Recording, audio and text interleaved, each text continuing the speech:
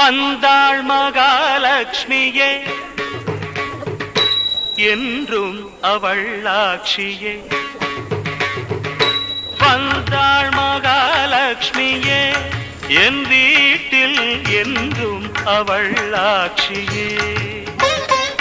அடியேனின் குடி வாழ தனம் வாழ குடித்தனம் புக வந்தாள் மகாலட்சுமியே என் வீட்டில் என்றும் அவள் ஆட்சியே.